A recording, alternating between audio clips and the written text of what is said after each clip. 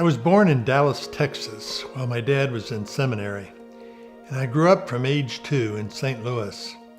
Ours was a thoroughly Christian home. I was the middle child of 5 and easily the most challenging.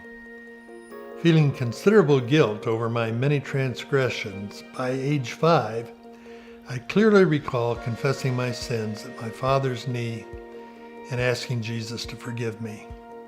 My conscience was clear for the time being, but deportment continued to be an issue through grade school and junior high.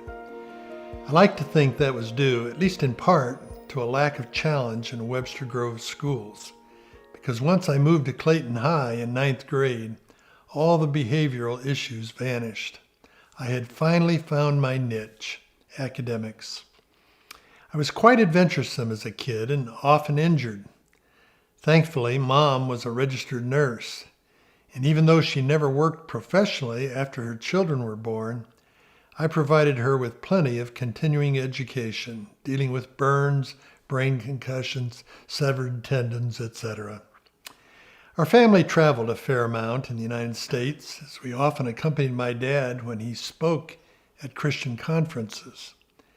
Our favorite place of all to visit was Northfield, Minnesota, where my mom's folks, Grandma and Grandpa Roth, lived, and where Uncle Louie and Aunt Vera had an amazing farm. That was like a second home to me. You asked how Jan and I met. She enrolled as a freshman in the very first class of Calvary Bible College in Kansas City in the fall of 1961. That summer, my father, who was president of Midwest Bible College in St. Louis, had worked out a merger with Kansas City Bible College and became the president of the new school, Calvary. I enrolled for my senior year at Shawnee Mission North High School, but I had to move in with friends on campus because my family hadn't moved yet from St. Louis. I sat in on the first night of Calvary's freshman orientation because I didn't have anything else to do, and Jan caught my eye. She was surprised to find out I was still in high school, but we hit it off and started dating. 3 years later, we got married and graduated together in 1966. For the next 6 years, we lived in Dallas, where I attended seminary and graduate school at SMU. After 7 years of marriage, we adopted our son, Eddie, who brought great joy into our lives. My first teaching job was as an instructor in philosophy and logic at Dallas County Junior College, where Jan served on staff. Later, I taught at our alma mater, Calvary Bible College in Kansas City, and a few years later at Miami Christian College in Miami, Florida. I think Jan was beginning to wonder if she had married an itinerant professor. But the next 45 years were spent in just 2 places, Wichita and St. Louis, and in just 2 churches. Frankly, 2 amazing churches. After 19 years of marriage, we were blessed with our first pregnancy. Andy was born in Wichita and had his first birthday in St. Louis, where we had moved to help establish First Free. Eddie was already 13 and 6'5", so we had a real Mutt and Jeff in our home. You asked how adversity has formed and strengthened my faith. Many events could be mentioned, but none more formative than an encounter with a black horse at night in 1993.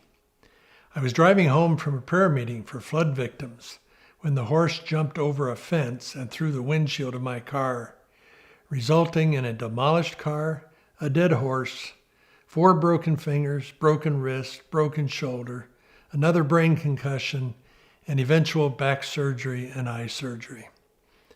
As the scripture says, tribulation worketh patience, and I guess God knew I needed more patience. Seriously, that event may have been the key event of my whole life, for nothing taught me dependence upon God as much as that accident. Prior to meeting that horse, I had a world-class memory, and I depended upon it to memorize sermons, remember the names of nearly everyone in a large church. But the brain injury I sustained to the temporal lobe did a number on my short-term memory, as well as on my emotions. And from that time on, I was forced to rely on God and other people to an extent I had not experienced before. My marriage and family life were strengthened as well. After nearly 2 amazing decades at First Free in St. Louis, we had the unusual privilege of returning to our previous church in Wichita and serving there for 17 more years until full retirement at the end of 2020. Our family has continued to grow. Eddie, after graduating from Trinity College and Washington University with an MBA, married Cindy and gave us 4 wonderful grandchildren. 3 have finished college and the last will be starting in 2021. The oldest will be married later in 2021. Andy married Brooke here in Wichita. By the way, they were in the nursery together there 2 decades earlier. And they've given us 3 wonderful grandchildren, all in grade school. Andy is a graduate engineer at Bombardier here in Wichita and attends our church. He spent 12 years as our primary drummer.